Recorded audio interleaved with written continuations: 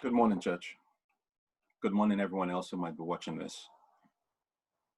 Today's prayers for the world is on the subject of racial empathy. I cast my mind back to mid-May of this year. The COVID lockdown has started and is in full effect. The world is spending more time on social media and on Netflix. And I decided to look at this video that everyone has been talking about. I couldn't bear to watch the whole video. I thought I'd watch at least the 3-minute version. And then I saw it.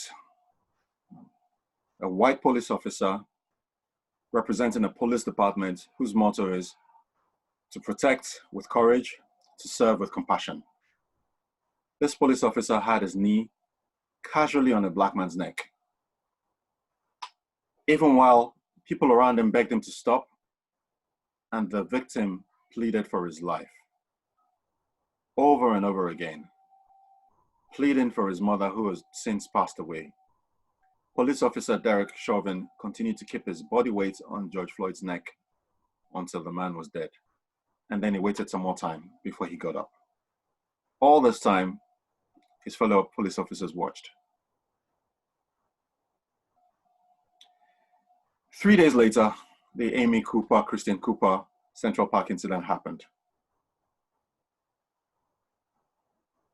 I thought naively that this incident and the discussions that they generated would mark a turning point in the discussion about race.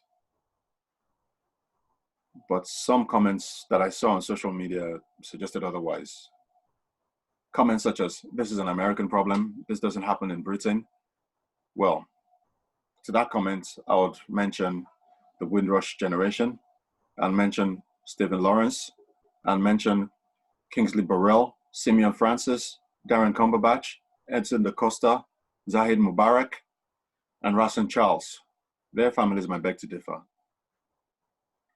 I saw comments such as, he shouldn't have presented a counterfeit note.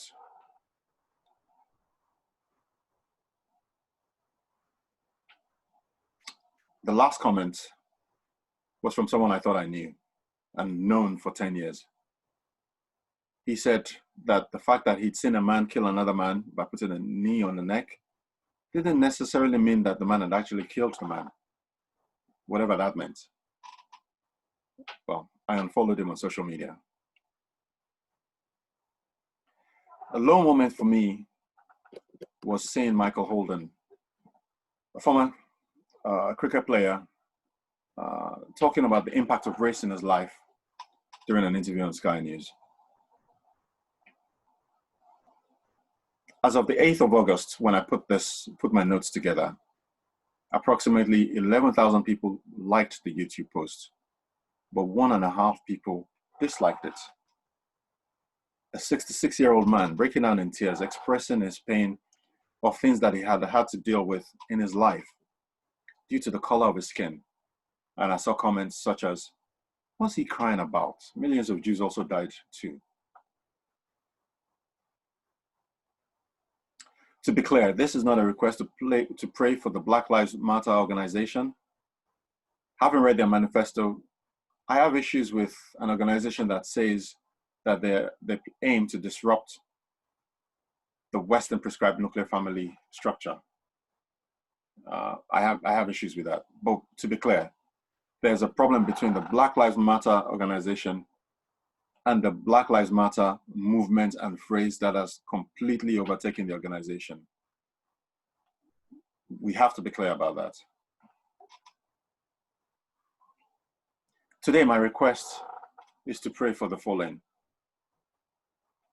Wherever you are, you don't necessarily have to pray, but please bear this in mind as I say this. These are the things that come to mind, that we need to pray about to bring about an understanding and empathy. I feel burdened in my heart to ask the church and anyone watching this to pray for more and more people to speak up. When someone comes on the tube or on the bus, looks at someone from an ethnic minority background sitting by himself or herself, and this person has just come on the bus, just loudly proclaims, "This place smells of drugs." This is a request to pray for more and more people to have the courage to say, love one another as I have loved you. So you must love one another. When one of your so-called friends makes fun of somebody else's physical appearance, their hair, or their skin tone. This is a request to pray for more and more people to have the courage to not just look away when someone starts loudly imitating a West Indian or Indian accent in the presence of someone with a different skin tone, but to at least go and sit and stand by that person who has just been racially abused. This is a request to pray for more people to teach their kids to stand up for other kids who may not be their school friends, but who are being called rude names based on their skin tone. When I ask for these requests, for these topics to pray for, I think back to the police officer, Derek Chauvin. It makes me wonder just how many moments of silence gave this man, emboldened this man to feel that he could casually put his knee on someone's neck.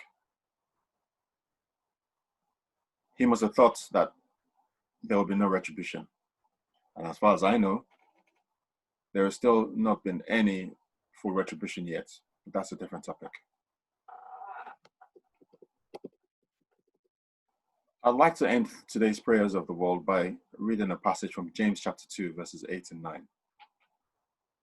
If you really keep the royal law found in Scripture, love your neighbor as yourself, you are doing right. But if you show favoritism, you sin and are convicted by the law as lawbreakers. Thank you and good morning.